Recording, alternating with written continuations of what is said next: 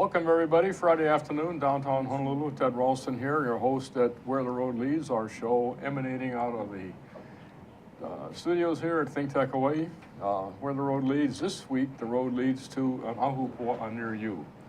And we're talking on our continuing discussion and dialogue with exceptional people thinking about the Ahupua'a at a systems level. We got with us two members of our frequent flyer team, Dr. Kaneshiro on the end, General Darryll Wong in the middle, visionaries and visionary superior in terms of the watershed concept, looking at Alawai and Waikiki as a set. And Dr. Chuck Burrows is joining us for the first time. And once you're on this show, once you're committed to a lot of times, Chuck, especially on this subject. Chuck is a longtime participant and driver in the Kauinui area in Kailua and other areas on the windward side. So we're all talking about, as we have been for some time in this show, talking about looking at the watershed from a systems perspective, which is not how our legal system is structured, not even how our training is structured. So we're actually breaking new ground here, and thanks to General Wong and Ken for taking us in that direction. And by the way, there's a few people who I hope are watching this who aren't on because we don't have enough capacity here in the studio.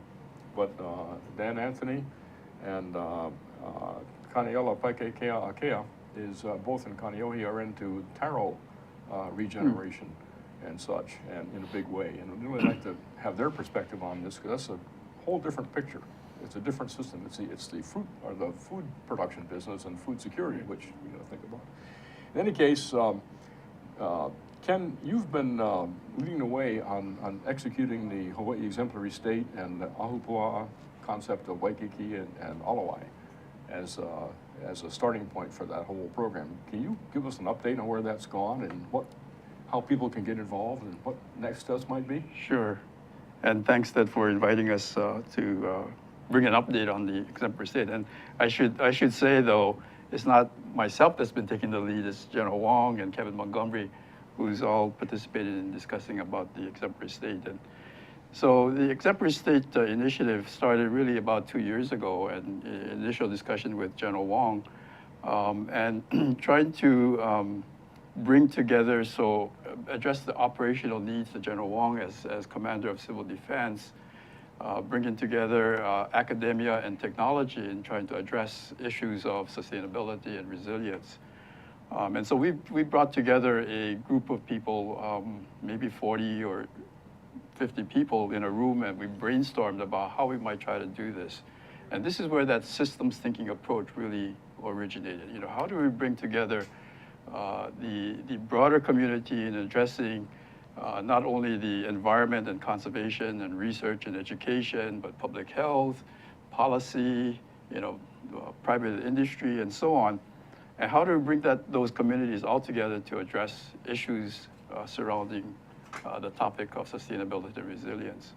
And we felt that unless all of these aspects of society understood that we were all interdependent of each other, and that we really need to work together, we need to have better communication among all of these aspects of society, so that we can have better coordinated action in addressing sustainability and resilience.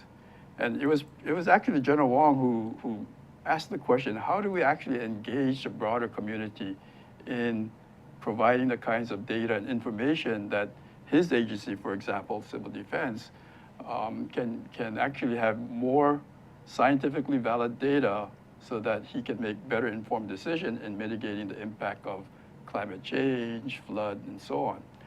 And more specifically, how do we engage the K-12 community in helping us to collect those kinds of data? And I was brought into the picture primarily because I had a NSF, National Science Foundation, funded project called GK12. And G stands for graduate students, K-12, of course, K-12 schools, in which we engage graduate students from the University of Hawaii to mentor K-12 teachers and students in integrating more research activities into their STEM, the science, technology, engineering, mathematics curriculum. And that was such a successful project, so the kids, even from elementary school on up to high school, they were collecting data that were publishable in scientific journals, peer-reviewed scientific journals. There's so much we could talk about here, and I really want to get to a great example that General Wong brought up, but let me just react to what you just said here for a moment, because you've talked about 8 or 10 different elements that all fit within this larger thing called a system. And what's interesting about a system is it has characteristics. And if we could get one figure of merit for that system, it's bank account, so to speak. It's thrivance. It's some parameter that describes how well we're doing that job.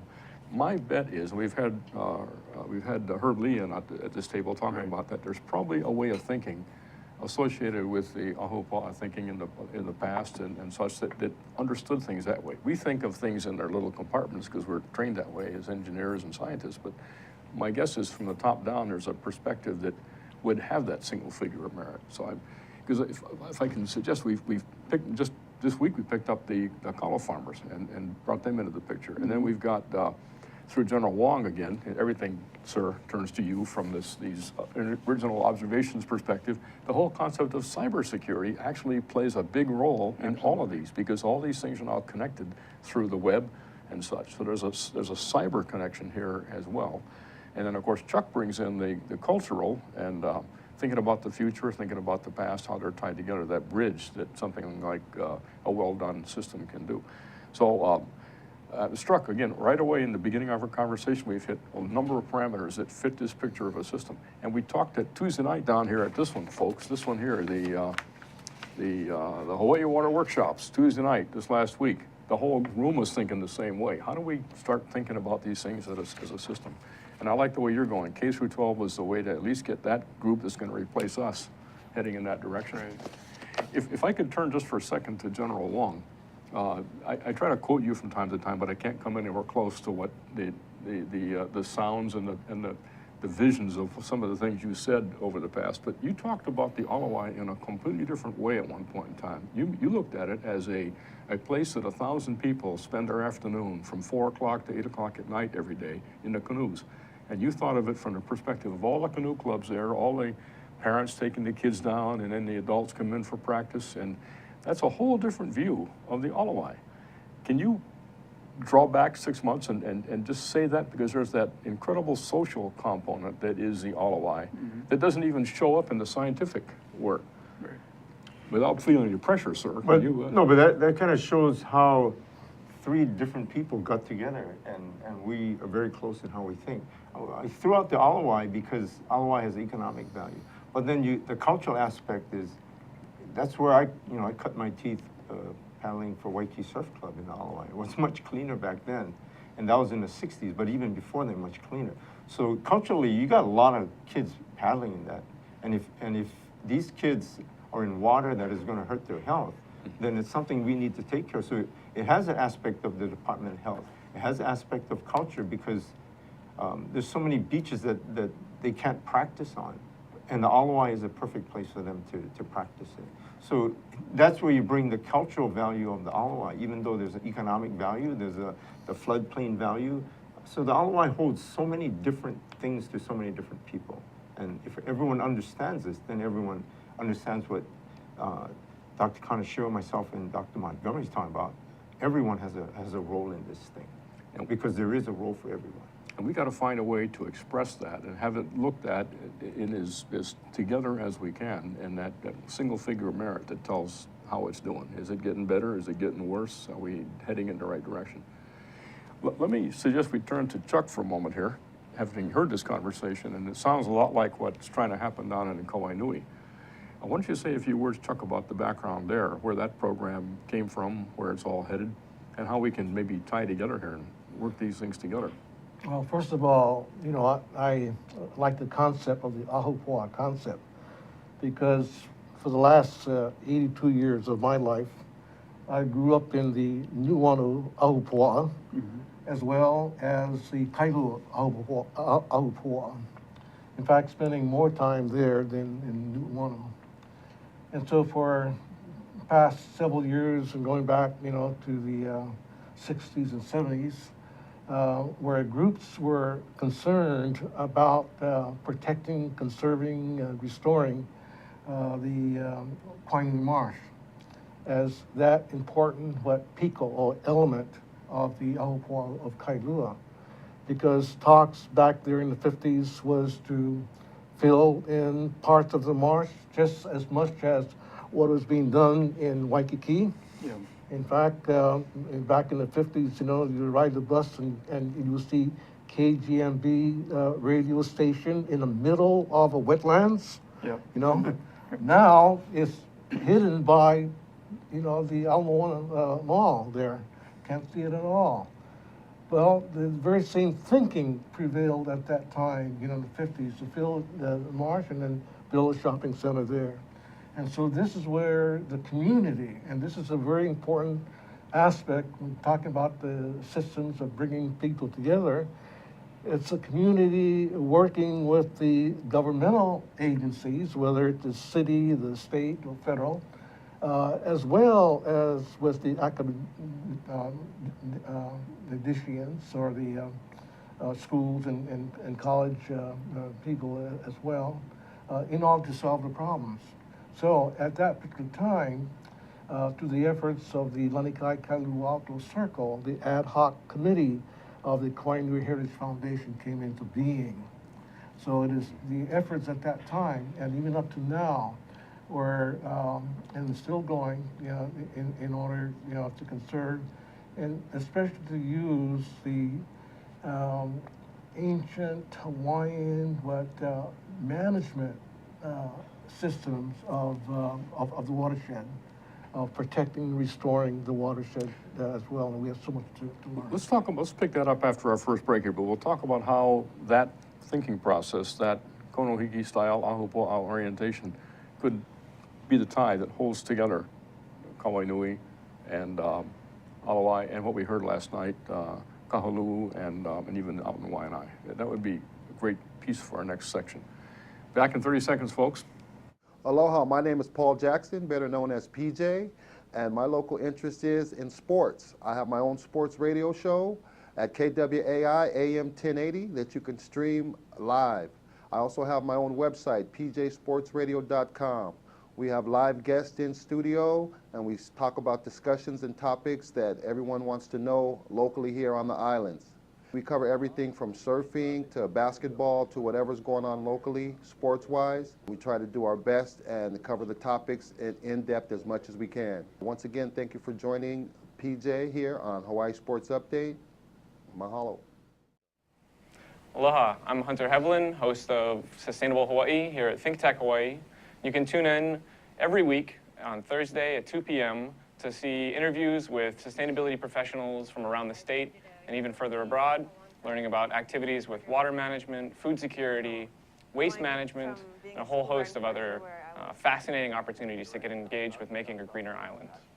So if you're interested in making the transition from consuming individuals to communities of producers, check us out every Thursday. The red light is on, folks. We're back here live in Honolulu. Dr. Chuck Burrows, Dr. Kent Kaneshiro, General Darryll Wong. We just had a rousing discussion about the similarities across the island here between Waikiki and Alawai and the watershed there, and the similar watershed out in the windward side at Kawainui. And we're just talking at the break time about what the steps are that we might take to expose what each side is up to and doing, so we can find places where they come together and become expressive and become capturing of all of our imaginations. How did you guys start out? What did you do to generate awareness in the public and get participation? And let's turn to Chuck and get that answer out of Chuck, and we'll see if these two can come together somehow. How did you push forward? You know, I was a biology teacher at Kamehameha Schools. My background is in the environmental sciences and biology. And I used to take my students out on field trips. And one of the places that we went to was Kailua, where we spent an entire day with my biology classes inviting the scientists in their disciplines of expertise to work with the students, taking, you know, water quality samples, plant samples, animal observations, so forth, starting at least 3 different levels in the Kailua Ahupua'a, upper part of Manuili, down into the marsh and out into the coast there. as the students, but before beginning our process, this is when we began to use the cultural aspects as well in starting off our study projects. And we first would go to Ulupohiel, where we'll offer the chance and Oli to permit us to do the kinds of things that we're going to do in the Ahupua'a Kailua. So throughout the day, the students are taking, the biological data and so forth there, and then going back to the classroom to analyze their data, and of course then sharing this with others. And this is when I became acquainted with those groups that were concerned with the conservation and protection of Kainui Marsh. Since then, I have worked not only with the environmental and other community groups in Kailua, but especially with the Hawaiian organizations. The Hawaiian organizations such as the Kailuan City Club, and another organization which I helped to co-found as Ahuhui Malama Ikalokahi, which is a Hawaiian environmental organization with the an ecological science aspect to it, to protect ecosystems, not only here in the Hawaiian Islands, but throughout the nation and throughout the world, and tying in especially with other indigenous peoples as well. And so, and so we have also worked with state parks and DOFA at two particular sites in Kainui, Ulupohiau and Napohako, Hawahine, as curators for these sites there. Hands-on activities, having school groups, having community groups coming to these sites as well. And so these are the efforts that have been done over the past years and continue to be done.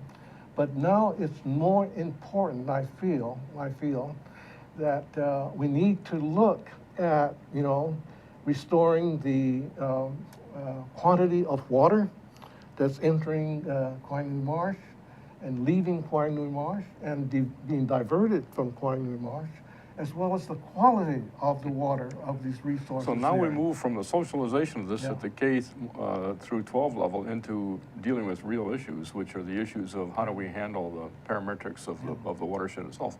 Is there a corresponding look at Alawai and Waikiki, which have a completely different history? Kawainui hasn't been filled yet to the extent Waikiki was filled, and water diversion. The Alawai is totally a water diversion. Right. So is there a modeling concept going on that's similar to what Chuck's talking about?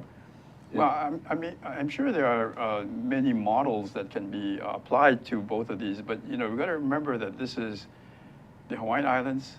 The Ahupua'a is fairly short, relatively speaking, and within a few kilometers, you're from the top of the mountain, you're in the ocean. So I think the models that might have been applied and developed on the mainland could be quite different in Hawaii. So we need to actually start from scratch, understand the whole ecosystem in Hawaii, and develop our own models. And I think our models can actually serve elsewhere in the world. The entire Pacific would benefit Entire from that, Pacific, right? island ecosystems and so on. But even then, I think it can actually serve elsewhere in the world, not just islands, in the continent. And so you're still talking about from the mountain to the sea. But what makes Hawaii so unique is that because it's so compact, it's a microcosm of what's happening elsewhere in the world, in the continents as well. But for example, in 2004 we had that massive flood. I mean, it wasn't a big rainfall event, but still, we had a flood event that came through Manoa Valley that started up at the falls, and because of invasive species like albizia, all of that biomass went into the stream ecosystem and clogged up the drainage, and the water came over the top. It caused a $90 million damage in the Manoa community, most of it at the University of Hawaii. And so, as Chuck said, the sort of the Ahupua'a land management system is critical to developing a more sustainable, more resilient community. And so our idea is to engage all of the K-12 schools, not just a few, but all of them that extend from as close to the top of the mountain, of the Ahupua'a down to like Iolani School, which is right at the mouth of Manoa Stream and entering Alawai Canal.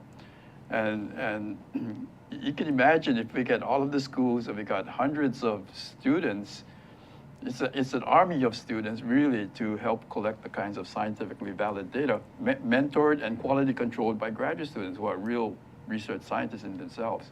But on So- top of that, you made the observation that the intensity of the vertical change from the top of the mountain to the ocean is so compact here that we have a totally different dynamic situation. Exactly. And climate change is changing that. And I mean, it's happening worldwide, where if you talk to some of the Kapunas from 40, 50 years ago, they don't see it the way it is now because it's changing because of climate change. So we have to look at it differently.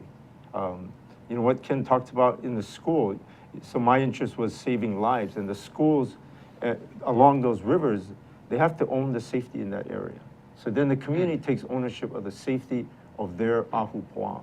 If you leave it to someone else, you know, someone at Tantalus doesn't care what happens in Waianae. Someone in Waianae doesn't care what happens in Waikiki, but people who live in that district cares because that's your friends and family. So if the technology is taught in the schools, then the kids will take care of that. The education goes beyond just the education in school, but is the safety aspect of the river and the stream.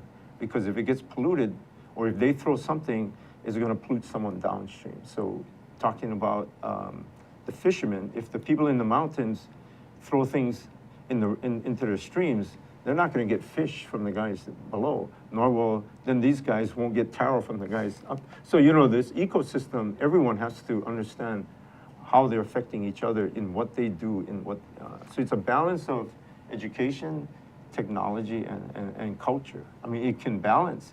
It's just sometimes technology and the Wall Street model takes over, and then what we call socialized, organized criticality, where we make it critical when it really you could have balanced it a lot better. So what you're saying, it catches me by surprise from the outside observing this, that we, let me re-quote or sort of put words in your mouth, but not too much, a little bit. We don't have in place a functional, high intensity, high vertical shear type of a water balance model that fits this environment. That's what we're saying. That's not commonly available or developed. There's no software that does that. There's the big Mississippi River watershed, but there's not the tightly coupled little watersheds here. And what goes through my mind is Waiahole out there, every time it rains, the water's over the bridge.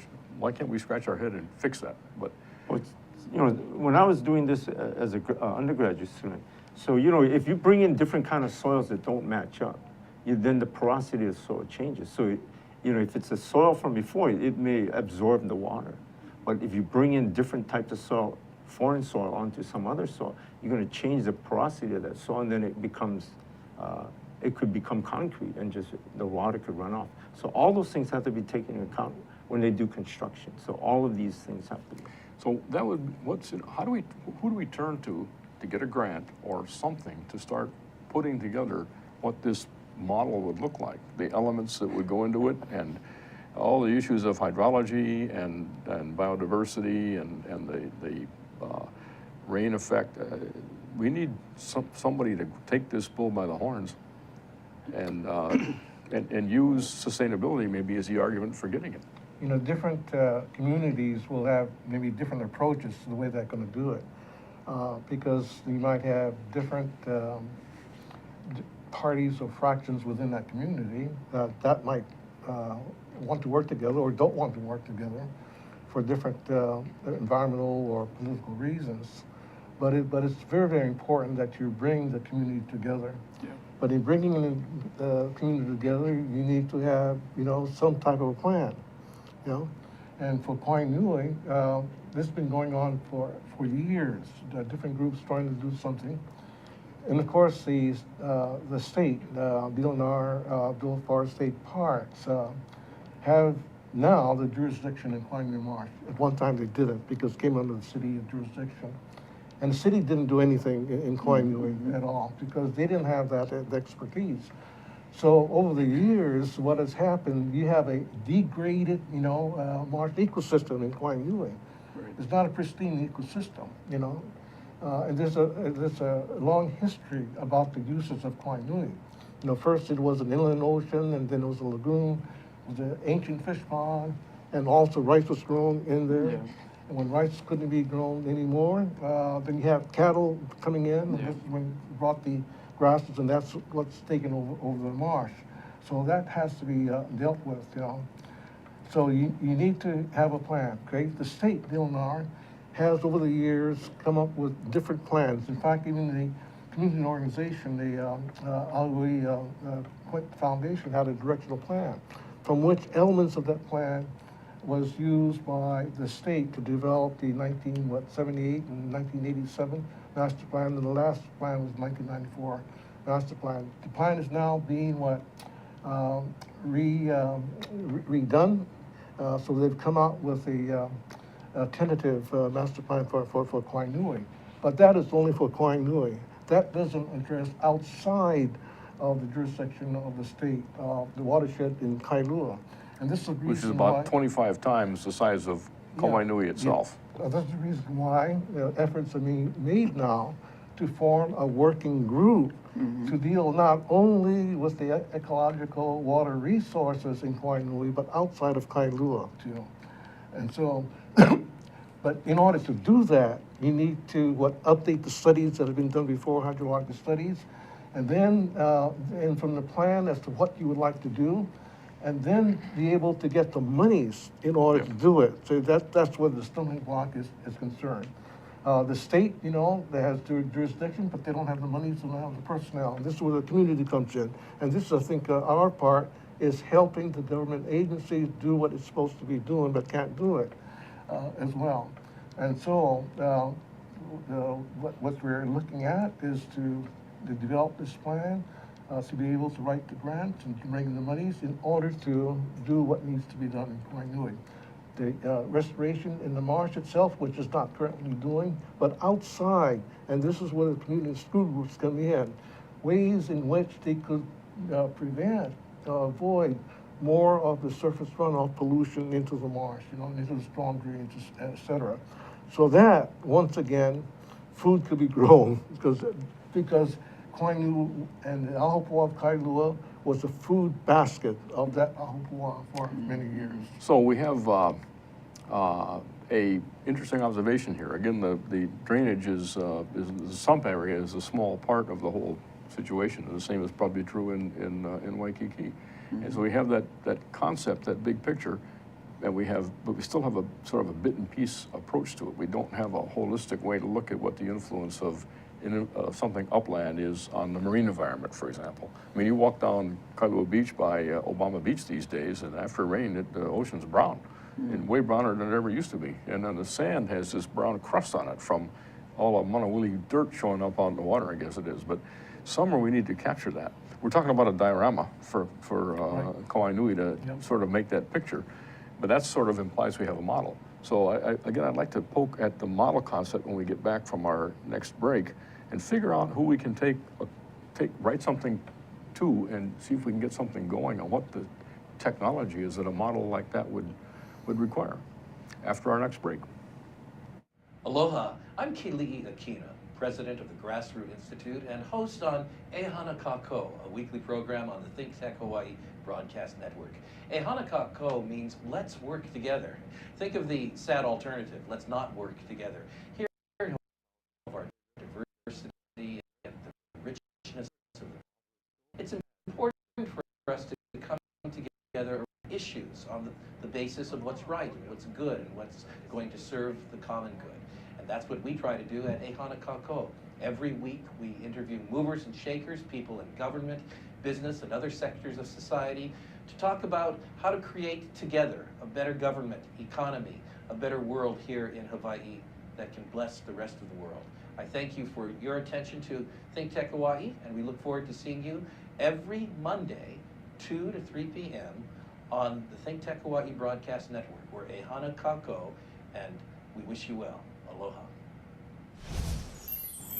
We're back, folks. It's Very Friday frustrating. afternoon in downtown Honolulu, and just like it is Friday afternoon in Kailua too, I presume, at this point in time. Ted Ralston here with our show Where the Road Leads, having a violent in agreement discussion here at break time about where to go next, and in this very interesting and and challenging issue of Ahupua'a and watershed management, especially as Darryll brings up in the changing climate situation and what that does to us. So that's another thing that has to be added in. So let me just tell the audience what we talked about at break time here, and that was that Ken brought forth a model on Kauai, Hanalei River project. Right. And if I can, before you get to that, if I can suggest that what's taking place in New Zealand is the same kind of thing. They're observing that actually the watershed has rights of a person is the only way to grab a hold of these complex issues. Give the watershed itself the right for representation. Right. And have someone stand in its shoes and watch out for it as opposed to all the people who want to take a part of it. So tell us a little bit about the Hanalei River. Yeah, so maybe it was 10 or 12 years ago. Anyway, it was during President Clinton's administration, in which he wanted to designate 10 rivers nationwide as American Heritage Rivers. And just at the very last minute, like 3 days before the proposals were due, Mike Keto, who's on my faculty, was asked by the Fish and Wildlife Service, hey, why don't you designate Hanalei River? Because he lived on Kauai at that time. And so he rushed and he put it together and he submitted it, and lo and behold, we were among the top 10 or 12. And Hanalei River eventually was selected as an American Heritage River. It came with some funding. But when the guy from Washington came to make the announcement to the community, we had about 50 or 60 people in Hanalei Elementary School. And they were shocked that they were not consulted before the designation was made. And Mike didn't have time, 3 days before the proposals were due. So anyway, it was a shouting match among the different stakeholders. And we were pretty worried that this thing wasn't going to happen. So it took us 6 months. I flew back and forth to Kauai to meet with the various stakeholders, and together with Mike Keto, we came to understand what the common values among the different stakeholders that this river brought to their own separate agendas. So 6 months later, we brought the group together. We said, these are the 3 or 4 common values that this river brings to your kuleana. And if you can just leave the rest of it outside the circle, but just focus on these 3 or 4, and let's see if we can work together, collaborate in doing something. Rather than these shouting matches now, we had tears in people's eyes, said, oh my God, if we can work together, we can really do something about this river, economically, environmentally, and so on. And so we had, as I said, with tears in their eyes, people that were shouting at each other, we started saying, oh my God, let's do this together. We had a signing of a declaration of interdependence. They all understood that their different kuleanas actually were depending on each other to do something worthwhile, and with the funding that the federal government was providing. And so the money came through the university, through my program, and we actually hired 3 community members part-time, and they were actually university employees, to actually take the lead in developing and coordinating among the different stakeholders, how to develop a plan that would benefit all of them, and yet preserve and protect that river. And so I think that's where I learned the lesson of how to bring communities together. So many different, you got the boating community, you got the taro farmers, you got the fishermen, you got the Princeville Hotel. All of those different stakeholders actually came together, and now they formed a Hui, a nonprofit organization. And after that first couple of years of funding from the federal government as part of the American Heritage River, that Hui actually went out and applied for their own grants, and they got $1 million EPA grant annually, pretty much. And I think they're still persisting to do the kinds of projects that they felt as a community now, with all the different stakeholders, needed to do to protect that ecosystem. And it floods every time we have a rainfall there, but they're beginning to understand better the Ahupua'a, the watershed, and so on, and how. So embedded within all that, there must be some sort of a common figure of merit that people see, that everyone can see that their piece is getting better, maybe slowly, but it's all heading in the right direction. Right, and they're working together now, right? It's not like before where the boating community, the taro farmers, they were always at the kayakers and so on. So. And they're forming their own nonprofit organization to address these issues as a community. It was a huge win for That's very good to know and to understand because, you know, in any community, these are the kinds of problems that come up. And in the Kailo community, we have the very similar problems, you know, with the Koinui master plan. Because those who favor the master plan are mainly the Hawaiian organizations that want to have a Hawaiian cultural presence, official cultural presence in Koinui and in the Kailo Ahupua'a.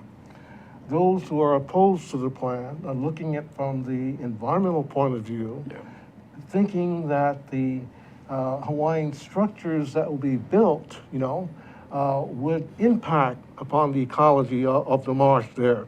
That's the differences, you know, within the community. And that's the reason why I felt with a couple others to form this working group, which we're calling Hui. Hui Koinui, Senator Koinui, and Kailua Kawaiola. The group that cares for the living waters of the Ahupua'a in this particular area. And we believe the common ground is the restoration of the quantity and quality of water in Kailua. where we It's could come exactly the together. same that we Yeah, had. yeah. Is there somebody we could, Mike Keto, of course, would be, he was part of that at the time. Yes. We could have him sit, you know Mike Keto? Yeah. Why don't we set something up with, and he'd also understand the concept of the model and how to get, where a model might want to go. Right. Why don't we do that as a next step here? We'll meet at the Elks, just like we did before, and have Mike there, and we'll take this thing one step further. Yeah. And we did meet a gal from UH the other night at the Watershed workshop, who was all into modeling as well, and very interested in taking the modeling step forward here. The modeling piece intrigues me as a place where you can think in terms of the way Darryl's thinking of expressing these things you know, if you get a model done right, you can then slice it like an MRI, and you can see different parts going on at the same time and see how the parts interact with each other. Yep. And that's the piece. Have they solved that problem in Honolulu? Is there a technical model or some sinew-connected model that lets people see what the influence of one decision makes on the other? Yeah. Well, no, they've taken, I can't remember what the acronym is, but it's a model that was developed by a group in Oregon. And so it was sort of a mainland oriented model, but they've been tweaking it to better fit a local island ecosystem model. And so Mike Keto has been very much involved in that, and we're working, you know, it's part of the program that we're developing in my research center. I think we need to get Mike on the show next time and have that discussion. Darryll. You know, so we actually met with the Kamehameha schools, and they have hydrologists looking at one Ahupua'a and studying, because the streams meander. But if we try to capture that stream and build things all the way up, you're going to create flooding problems because it's natural. You have to let the stream meander. So those are some of the studies that they're trying to look at. Where should we build and not hamper what the natural flow of water would do? So, you know, we almost have to get back to that. We've kind of let the builders almost dictate where the water is going to go, and the water is changing. You know, where you put your house 20 years ago, the way the water is coming, now it could be eroding everything. So you haven't thought about this. You almost have to let the river meander where it wants to. I saw a great study years and years ago about why rivers meander. It had to do with secondary vorticity, which is no different than the wingtip vortexes off the airplane, Darryll. So these things are tied together, and there is science, there is technology, there is physics in here, if we understand it right and apply it correctly. It's exciting stuff. As climate change changes and the intensity and the duration of rain is intense, short duration, it changes the vortex of these rivers. Okay. This is fascinating. So we need to get Mike Keto, and actually we have some allies from Oregon. We have the Huio Ko'olapoko gang. That's Todd Cullison and Nalani Mehu and that bunch. Todd's from Oregon, and he sponsors a lot of the rain gardens and the rain garden studies. We've done the flying with him for the UAV to get the perspective on which the rain gardens are developed. But he may be able to take us back to that model. Have you met Todd? No. Okay, well, Yeah, there's and this one thing this interesting. show does, folks, we get people together. Yeah, who you call our focal, Todd, Colson is on this working group committee. And so what we wanted to do was to be able to get more residents living around Quinine Marsh and the businesses especially to adopt the concept of rain gardens or the recirculating of the storm waters, instead of, in fact, even at the Hawaiian culture sites proposed in the plan, we intend to capture these waters there and put it into the concept of marsh in a box, that was developed several years ago. Now it's a project that's been used by the Hawaii Nature Center for students to learn about this concept. But on a larger scale, we could have that within Quinine. In fact, our present using the spring waters that flow out of Ulupo Heiau, we are restoring the growing of Darryll once again, which in a sense is like a rain garden there, before it goes back into the marsh. Let me just, if I can say this, Chuck, while this exciting conversation is going on, we're getting a hook from the folks in the booth, from the studio announcer that I can hear that you guys can't. So we have a few minutes to wrap up before the next time period, but let's do this again, and let's get Mike Keto, let's get Todd Cullison, get the Kahaluu guys and the Waianae guys. We need a bigger room. Yeah. Jay, we need a bigger place. But I was going to say, we could use this in Waikiki, in, Ili, Manoa. So in the short time we have left, can I just ask quickly, these guys know all about it, but you're new to this, so say what you'd like to have the people out there take away from this in 30 seconds. Now, I realize 30 seconds is a challenge, Chuck, but see what you can do. Yeah, well, it'd be great if you could volunteer with the community organizations that do have ongoing projects, in their Ahupua'a, such as Kailua, also with the Alawai Canal Association. Darryll. My plea to people always is take ownership of your community. Take ownership of the safety of the community, take ownership of the rivers that reside in your community, because that is going to keep you safe, and that's going to keep the Ahupua'a clean and make it thrive. And it'll make it sustain, because you are taking personal ownership of it. And personal ownership was, in Chuck's mind, was dirt under your fingernails. Personal ownership in your mind can go beyond that to meetings like this were considered. And Ken? Yeah, I guess just sort of taking off from both Chuck and Darryll here, I think what we really need to understand is that we as a society are all very interdependent on each other's efforts in protecting our environment and our watersheds. And we need to have better communication. We need to have better coordinated action in order to do a good job in sustainability and resilience, in establishing better, a more sustainable community, not only in Hawaii, but at the global scale.